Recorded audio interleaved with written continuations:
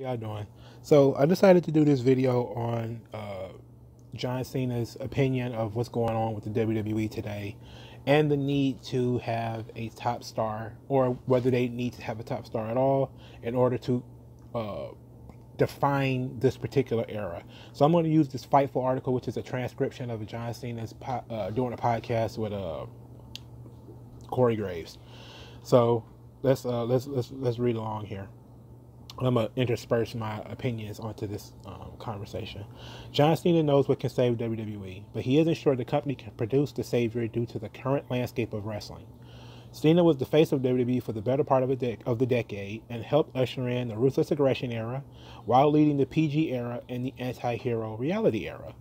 Speaking to the Corey Graves on the WWE After the Bell, Graves wondered which era is next for WWE, and Cena is unsure there will be a new era, as the eras have typically been defined by the man at the top of the mountain. Here's John Cena. It needs what I'm sure it can produce. I'm not sure it can produce, and that's just the state of where everything is now. It kind of always corrects itself. We're in a day and age where it needs a frontman, and that's what will be able to define what the era is, because it takes on the personality traits of the top star. I don't know if, all things considered, the crowd is so mixed that if the company puts its faith behind an individual, the knee-jerk reaction of the audience, even if they liked the guy last week, is to say, fuck you, you're not going to tell me who I like. The audience is also tipping the scales of this not being able to happen. Universal popularity will never happen because someone will see it, get onto it, and be like, he seems to be getting popular, let's stop this right now. I've seen it happen with guys who are darlings of that underground crew. They make it, as soon as they make it, the rug's pulled out from under them, Cena said. Cena mentioned Roman Reigns as the potential frontman, believing Reigns is close to where he was at in terms of drawing the audience in. Graves singled out Seth Rollins as a wrestler who the fans were behind, but then turned on once he won the title. Cena continued, it's really difficult to get one definable figure to stand at the front. Usually, when it's pushes too far one way, the pendulum finds a way to push back. But I really don't know, because the program is so socially active and your social emotions are not what they are in the arena. The keyboard and the social environment sentiment, which I love because it's driving the business forward, often can cause that chain of reaction of, we're not going to like this guy. All right, so Seth Rollins, we can work backwards, right? You can just say, because Cena is a perfect example, but let's talk about what Cena said. Cena is absolutely correct. Since the growth, the exponential growth of the WWE, and since the 80s, it has always been about defining the era by a single top star and then lining up other stars behind them. Hulk Hogan, obviously, the Hulkamania era, which is the WrestleMania era, the 80s, the sort of the mid 80s. Even though Hulkamania didn't kind of run wild until, 80. I think Hogan won the title in 83. So, he was able to drive WrestleMania. They built the entire company around Hulk Hogan. So when you look at what Hulk Hogan was, all of the other baby faces, other top baby faces, were complementary to Hogan, in some way or another. And this kind of led to these sort of cartoonish things that they were doing. The big bright colors with Randy Savage and the Ultimate Warrior. And, you were able to play with that a little bit, turn Savage heel and stuff like that. But that is, in particular, the Hulkamania era was like 10 years. Because Hulk, he kind of started to die out a little bit during the early 90s. So like 92, 93, you started seeing less Hogan. They started trying to move, and they started trying to do the New Generation era. But the New Generation era, kind of like today's era, does not have a definable top star. Now, some people would say it would be Bret Hart, but it would not be Bret Hart, because for a long period of that time, Yokozuna was the champion, and then for another long period of that time, Diesel was the champion, and then Bret was also secondary to. They tried to push Lex Luger, and there was also a little bit of Undertaker sprinkled in there, and there was not another top star, definitive top star, until Stone Cold Steve Austin won the title in 1998. And then you started seeing the Attitude. Now, the Attitude Era was sort of born in 1997, before Steve Austin won the title. But, and he sort of took what, he started it in 96 with the attitude, with the, you know, the cussing and the aggression and the passion, and sort of kicked it up a notch. So Shawn Michaels then brought in, you know, the vulgarity, you know, the DX sex shows, and, you know, they're playing strip poker, and you know, that kind of stuff that led the way for, you know, your Val Venus type characters in the Attitude Era, and your Choppy Choppy, your PP, and your Goldust, and, you know, even though Goldust was doing lingerie and stuff in '96, it kind of got outlandish in '98, you know. So it kind of, you started seeing the seeds of the Attitude Era way back in '96, but there was only certain guys doing it. But when Stone Cold Steve Austin kind of made it cool to kind of push those boundaries out, you started seeing more guys do more outlandish stuff and have more of an attitude. And then you was able to bring out The Rock, and you was able to do the Three Faces of Foley, and you was able to do the Game, Triple H, and, you know, you was able to do that stuff. So then when Austin left, you know, it was kind of a rudderless ship for a little while. You know, they tried to put Brock in that spot, but Brock didn't stay. So, you know, they pivoted to, you know, John Cena. And then you had the sort of John Cena ruthless aggression era, which is, you know, it wasn't as vulgar as the Attitude Era. It was tamped down. It was a little bit more corporate. And then Cena was the top guy for a decade. And now it's kind of a rudderless ship again. So Cena is correct that if you do look at the company, it does build itself around a single top star, and then it usually pushes that top star as the face of the brand, the voice of the brand, and everybody around it is not supposed to, you know, interfere with that brand. And, you know, Cena's also said that, you know, maybe we don't need that. Maybe you can have 8 or 9 different people, and then you have 3 different brands and all that type of stuff. But I think Cena is correct. I think that you need one top guy, maybe one top guy per brand. That would be 3 people, right? But you need to still have a front man. Like every band has a front man. You still have to have one, even somebody like drums, somebody might like bass, you might like any part of the band. But ultimately, you need to have a strong front man, you know, because if your front man sucks, if you have no front man, then you're going to lose a lot of the people who are interested in this type of music, right? So you need to have somebody who is sort of the face of that brand, and you build around them. And you find complementary characters. And I don't think there's a problem with that, you know. So, but the second part of their conversation, which is the audience won't allow it. And this is absolutely true.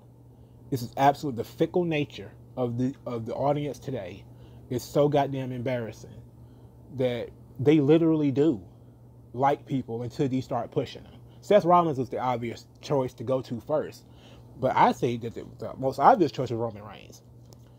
I remember when the Shield was really over, Roman was the guy who was getting the biggest pops, because usually he was doing the hot tag. You know, Rollins would do all of the work, he would do all the flippy floppy shit, and then they would hot tag Roman. Roman would come in, ooh ah, you know, spear, powerbomb people through tables, and he was getting big pops. Then CM Punk left, and I can remember this clear as day. CM Punk left. He didn't say anything for a while. I remember seeing Dave Meltzer write an article, and I didn't read the article. I just remember the very obvious headline that says something to the kin of Roman Reigns is going to be the next top star, right? When that happened, then the CM Punk thing happened, and got to make Roman look strong. That's what he kept saying. Remember, he kept saying that? Got to make Roman look strong. All of a sudden, everybody hated Roman Reigns. All of a sudden, everybody hated Roman Reigns. And it made everything he did was under a microscope. Every single thing he did was under a microscope. And it became an absolute catastrophe that, you know, people started treating him really, really bad, you know, and it was terrible. But it wasn't the first time. Over a decade prior, you started having situations. Well, Road Dogg and Billy Gunn, they had gotten fired from WWE, and they were working for TNA at the time. And I don't remember what they were doing, but I'm pretty sure they were high, and they were sitting down talking about how Triple H was holding down Randy Orton and how Randy Orton should have been the top guy. And people were kind of like, yeah, Randy Orton should have been the top guy. Randy Orton should be the star. And then the moment Randy Orton started looking like he was going to become the top guy, people started hating on him. That's when you started seeing these articles about Randy Orton's a piece of shit. You know, he's shitting in people's bags. He's getting into trouble. He's doing this. He's doing that. And it became almost they were trying to swift boat him. You know, like a submarine. They was torpedoing the Randy Orton push. And yes, Randy was still doing that stuff. I mean, it was absolutely, some of it was true anyway. So Randy was kind of fucking up his own sort of thing. But it's a recurring situation where you would see somebody begin to get a little bit of a push. You know, Becky Lynch was another one, even though I was never really a big fan of Becky Lynch. But Becky Lynch was another one. Charlotte is another one. You know, a lot of people like Charlotte. The moment Charlotte started getting pushed, people started saying, oh, she was over pushed. Even though I do think she's over pushed now. You know, I think they just refuse to move her out of the way. But it's been going on for 2 or 3 years now. You know, with the whole Charlotte thing, they won't let her be the face of the division. You know, now Becky's the face of the division. They're tearing her apart. You know, it's just, you know, everything Becky does is wrong. Even though I don't really even like the Becky Lynch character. I think I've said that already. But it's an unfair amount of criticism when you're considered to be the top star. You know, because now they're scared that the company is going to build around you. And I think they still need to do that, you know. And, you know, Cena seems to think that they can get away with having 8 or 9 top stars. But I think that if you crowd it at the top, you know, yes, you can in some way cover up certain people. But I think you need to have that one definable figure. You know, like I say, you need the front man for the band. And you need to be able to have replacement characters. Like, you need to have your Ultimate Warrior just in case the Hogan gets hurt, you know, or gets suspended or something like that. And, you know, Roman is the kind of guy, he spent a lot of time hurt. He's also had, you know, the leukemia thing, and he was suspended for whatever he was suspended for that time. So he's kind of had some drawbacks. So you kind of needed a more stable, you know, guy that could go forward. Like Cena would go a long periods of time before he got hurt, you know. But Cena wasn't the only one, right? Because you had Cena on Raw, but you would have Batista on SmackDown. So you still need to have a front man. You just need to have a front man for every band. You know, if you got 3 bands, because you have 3 brands, you need to have a front man for every band. So you need to have a top star on Raw, top star on SmackDown, top star on NXT. You know, and they need to be the faces of the brand, and you need to build around them. Now, NXT was easier when people left, right? It was easy when, you know, you would get your run with the title. You know, it would be a couple of months. Then you get plucked out of NXT, move to SmackDown, move to Raw.